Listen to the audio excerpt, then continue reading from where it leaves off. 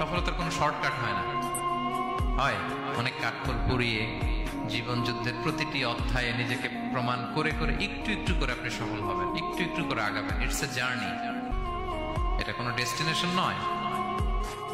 এবং সফল হওয়ার পথ পরিক্রমায় কোনো লিফট নেই, সিঁড়ি বেয়ে উপরে উঠতে হয়। কি বেয়ে? কিন্তু আমরা সফল হতে চাই কিভাবে?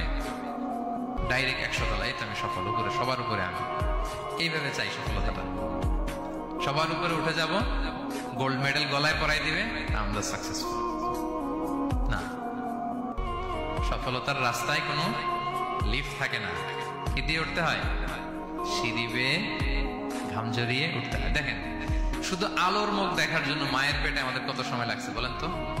জাস্ট একটু লাইট, হ্যাঁ, 9 মাস 10 মাস সময় লাগছে শুধু একটু আলো দেখবো আমরা। একটু আলোর মুখ দেখার জন্য আমার লাগছে 9 মাস।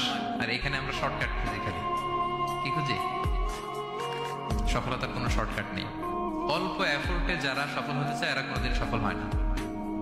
ইউসুফ আলাইহিস সালামের জীবনীটা একটু খেয়াল করেন, একটু একটু করে তিনি সামনের দিকে গিয়েছেন এবং সবশেষে ইজিপ্টের ফিনান্স মিনিস্টার হয়েছেন। এজন্য ধৈর্য ধারণ করতে হবে, নিজের সর্বোচ্চটুকু উজাড় করে দিয়ে আপনার রোলটা আপনি প্লে করবেন, এরপর আল্লাহ তাআলার উপর ভরসা রাখবেন। কিন্তু অনেক চেষ্টার পরেও যদি কাঙ্ক্ষিত সফলতা না পান, হতাশ হওয়ার কিছু নাই। কারণ বিশ্বাসীর সফলতা শুধু দুনিয়াতে না, বিশ্বাসীদের সফলতা আখিরাত পর্যন্ত বিস্তৃত। ওইটা আসল সফলতা।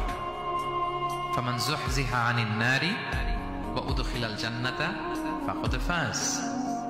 যে জাহান্নাম থেকে মুক্তি পেল, জান্নাতের নিশ্চয়তা পেল, সেই সফল।